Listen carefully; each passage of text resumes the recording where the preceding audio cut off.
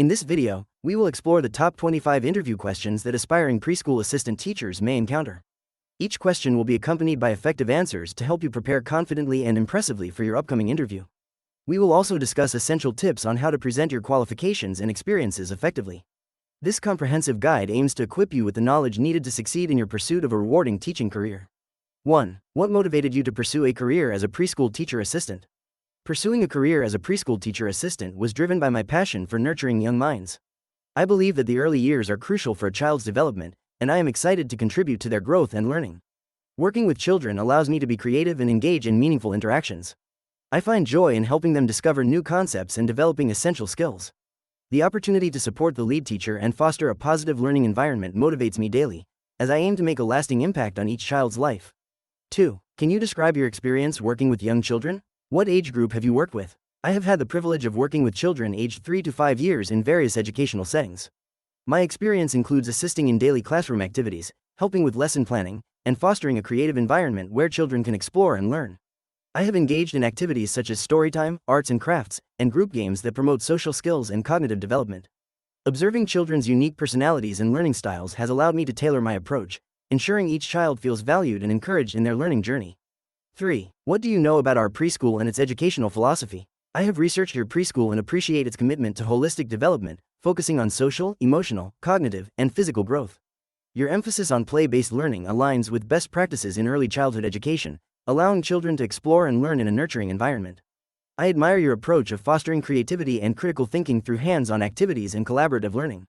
Additionally, I value your dedication to inclusivity and community involvement, which creates a strong support network for both children and families. 4. Why do you want to work specifically in a preschool setting? I want to work in a preschool setting because I believe this is a crucial time in a child's development. The opportunity to foster creativity, curiosity, and a love for learning at such an early age excites me. I am passionate about creating a positive, nurturing environment where young children feel safe to explore and express themselves. Witnessing their growth and development, both academically and socially, is incredibly rewarding. Additionally, engaging with families to support their child's educational journey is something I find meaningful and fulfilling. 5. How do you create a safe and nurturing classroom environment for preschool children?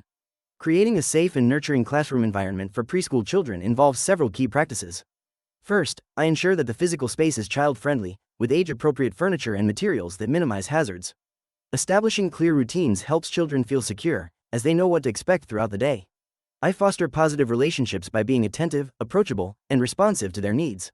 Additionally, promoting open communication encourages children to express their feelings. Incorporating activities that build social-emotional skills helps children feel valued and respected in the classroom. 6. What strategies do you use to engage and maintain the attention of preschoolers in the classroom? Engaging preschoolers requires creativity and adaptability. I often incorporate interactive storytelling, where children participate by acting out parts or making sound effects. Using visual aids, like colorful pictures and props, captures their attention. I also implement hands-on activities, such as sensory bins or art projects, allowing children to explore through play. Short, varied activities help maintain focus, and I use music and movement breaks to keep energy levels high. Building strong relationships with each child encourages their participation and willingness to engage in learning experiences. 7. How would you handle a child who is having a temper tantrum or acting out in the classroom? When a child is having a temper tantrum or acting out, my first step is to remain calm and composed. I would approach the child gently and speak softly, acknowledging their feelings without judgment. It's important to give them space if needed, allowing them to express their emotions. Once they start to settle, I would engage them with a distraction or redirect their attention to a different activity. After the situation calms down, I would discuss with the child what happened and help them find more appropriate ways to express their emotions in the future. Building a trusting relationship is key to preventing future incidents. 8. Describe a preschool lesson that you helped organize and teach. What was your role? In a recent preschool lesson focused on colors and shapes, I assisted the lead teacher by preparing materials such as colorful shape cutouts and drawing sheets. My role involved organizing the classroom setup and engaging with the children during the activity. I introduced the concept of colors and shapes through interactive games, encouraging children to identify and sort objects based on their attributes. During the lesson, I facilitated group discussions, prompting questions to enhance their understanding. The children enjoyed hands-on activities, fostering a lively learning environment. 9. How do you support the lead teacher in implementing the curriculum and lesson plans? To support the lead teacher, I actively participate in planning sessions, sharing insights and ideas on curriculum and lesson plans. I assist in preparing materials and resources needed for lessons, ensuring everything is organized and ready for implementation.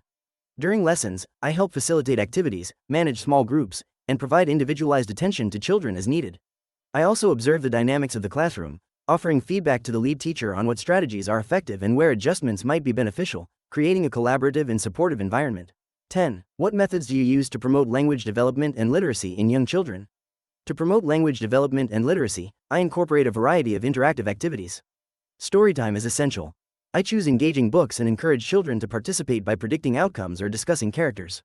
I also utilize rhymes and songs to enhance phonemic awareness. Incorporating visual aids, such as pictures and flashcards, helps reinforce vocabulary. I create a print-rich environment with labels and signs around the classroom. Additionally, I encourage storytelling, allowing children to express themselves and build narrative skills, enhancing their confidence in using language. 11. How do you adapt your teaching methods to cater to different learning styles and abilities? Adapting teaching methods is essential in a preschool setting, as children come with diverse learning styles and abilities. I start by observing each child's preferences and strengths, whether they are visual, auditory, or kinesthetic learners. For instance, I use hands-on activities like art projects for those who learn best through doing, while incorporating songs and stories for auditory learners. Additionally, I differentiate instruction by offering varied levels of challenge and support. This approach fosters an inclusive environment where every child feels valued and can thrive academically and socially. 12. Can you provide an example of a creative and educational activity you've designed for preschool children? One engaging activity I designed was a nature scavenger hunt. I created a list of items for the children to find outdoors, such as leaves, rocks, and flowers. The children worked in pairs to explore the playground, fostering teamwork and communication skills. After collecting their items, we gathered to discuss each find, promoting language development and scientific thinking. This activity encouraged curiosity about nature while developing fine motor skills as they picked up various objects. It was a fun way to integrate learning with play. 13. What methods do you use to communicate with parents or guardians about their child's progress and behavior? I prioritize open and consistent communication with parents and guardians by utilizing various methods. I conduct regular newsletters to share updates on classroom activities and milestones. Additionally, I schedule parent-teacher conferences to discuss individual progress and address any concerns. For real-time communication, I use platforms like email or messaging apps, allowing parents to reach out at any time. I also encourage daily interactions during drop-off and pickup times, fostering a partnership that supports each child's development and learning journey. 14. How do you handle disagreements or conflicts with the lead teacher or other staff members? When disagreements arise with the lead teacher or other staff members, I prioritize open communication. I believe in discussing concerns privately and respectfully, focusing on the issue rather than personal differences. I listen actively to understand their perspective and express my own thoughts calmly. Finding common ground is essential, so I propose solutions that benefit both the children and the team. If necessary, I am open to involving a supervisor for mediation. This approach fosters a collaborative environment where everyone feels valued and heard. 15. Describe how you collaborate with other teachers and staff in a preschool setting. In a preschool setting, collaboration is essential for creating a cohesive learning environment. I regularly participate in team meetings where we discuss lesson plans, share insights about individual children, and evaluate our teaching strategies. I believe in open communication, so I often reach out to colleagues for feedback or assistance. Additionally, I enjoy co-teaching activities, which allows us to combine our strengths and provide diverse learning experiences. Building strong relationships with other staff members fosters a supportive atmosphere that benefits both the children and our professional growth. 16. How do you handle behavioral issues among preschoolers? Handling behavioral issues among preschoolers requires patience and understanding. I first assess the situation to identify triggers behind the behavior. I use positive reinforcement to encourage good behavior and establish clear, consistent expectations. When a child misbehaves, I calmly redirect their attention and engage them in a constructive activity. Open communication with the child helps them express their feelings. It's essential to model appropriate behavior and provide guidance, ensuring that every child feels safe and understood while promoting a positive learning environment. 17. What techniques do you use for promoting positive behavior and conflict resolution among children? One effective technique for promoting positive behavior is to establish clear expectations and routines. Consistency helps children understand what is acceptable. Positive reinforcement, such as praise or rewards for good behavior, encourages children to repeat those actions. Role-playing scenarios can also be beneficial, allowing children to practice conflict resolution skills. Additionally, teaching problem-solving techniques empowers children to express their feelings and communicate effectively with peers, fostering a supportive environment where they learn to resolve conflicts independently. 18. How would you deal with two children arguing over a toy? To address two children arguing over a toy, I would approach the situation calmly and guide them towards a resolution. First, I would intervene gently, ensuring both children feel heard. I would ask each child to express their feelings about the toy and acknowledge their emotions. Then, I would encourage them to take turns or suggest a compromise, like sharing the toy for a set amount of time. Engaging them in problem-solving fosters cooperation and helps develop their social skills. Afterward, I would praise their efforts to resolve the conflict peacefully. 19. How do you handle situations where a child requires special attention or has specific needs, such as allergies or developmental challenges? In situations where a child requires special attention, I first ensure open communication with the lead teacher and parents to understand the child's specific needs. I would create individualized support strategies, incorporating activities that promote inclusivity. For allergies, I prioritize safety by reviewing food labels and ensuring a safe environment. With developmental challenges, I tailor lesson plans and use adaptive tools to engage the child effectively. Regular monitoring and adjustments to the approach will help ensure their needs are met while fostering a supportive atmosphere. 20. Have you worked with children with special needs or learning disabilities? If so, how did you adapt your approach? I have experience working with children with various special needs, including autism and learning disabilities. My approach involves creating individualized learning plans that cater to each child's unique requirements. I use visual aids, hands-on activities, and clear, concise instructions to support their learning. Regular communication with parents and specialists is essential to ensure consistency. I also foster an inclusive environment where all children feel valued and supported, encouraging peer interactions through structured group activities that promote social skills and cooperation. 21. Can you explain your knowledge of state and local regulations related to preschool education and childcare? Understanding state and local regulations is crucial in ensuring the safety and well-being of children in a preschool setting. These regulations often cover various aspects, including staff qualifications, child-to-teacher ratios, safety protocols, and health standards. They also encompass guidelines for curriculum development and assessment. Staying updated on these regulations helps maintain compliance and fosters a nurturing environment for preschoolers. Regular training and workshops can enhance knowledge, ensuring that I can support both the children and the educational framework effectively. 22. What would you do if you suspect a child is being mistreated or is experiencing neglect at home? If I suspect a child is being mistreated or experiencing neglect at home, my first step would be to document my observations and any relevant conversations with the child. I would then consult with my lead teacher or supervisor to discuss my concerns and follow the established protocols for reporting suspected abuse or neglect. Ensuring the child's safety is my priority, so I would work collaboratively with the appropriate authorities, such as Child Protective Services, while maintaining confidentiality and sensitivity towards the child's situation.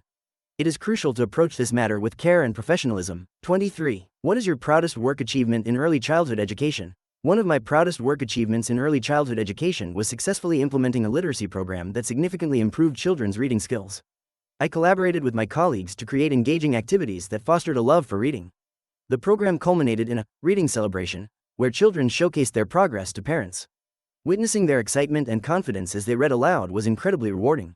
This experience reinforced my passion for nurturing young learners and highlighted the impact of collaborative efforts in enhancing educational outcomes. 24. Where do you see yourself in 5 years within the field of early childhood education?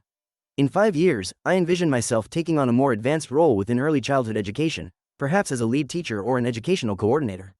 I aspire to deepen my expertise in child development and curriculum design. Engaging in professional development opportunities will enhance my skills, allowing me to implement innovative teaching strategies. Additionally, I hope to mentor aspiring educators, sharing my knowledge and experiences. My goal is to contribute positively to the preschool environment and support children's growth while fostering a collaborative atmosphere among staff and families. 25. What are your strengths and weaknesses as an educator, particularly when working with preschoolers? My strengths include patience, creativity, and strong communication skills. I excel at building trusting relationships with preschoolers, which helps them feel secure and open to learning. I often use imaginative play and hands-on activities to engage them effectively. On the other hand, one weakness I recognize is my tendency to over-prepare for lessons. While being organized is essential, I sometimes find it challenging to adapt spontaneously when children's interests shift. I am actively working on being more flexible and responsive in those moments while maintaining educational goals. In this video, we've explored the top 25 interview questions and answers for preschool assistant teacher positions. Preparing for these questions can help you stand out and demonstrate your passion for early childhood education. Remember, your ability to connect with children and support their learning journey is crucial for success in this role. If you found this information helpful, please give us a thumbs up and subscribe to our channel for more insightful content. Your support means a lot and helps us continue creating resources for aspiring educators. Thank you for watching.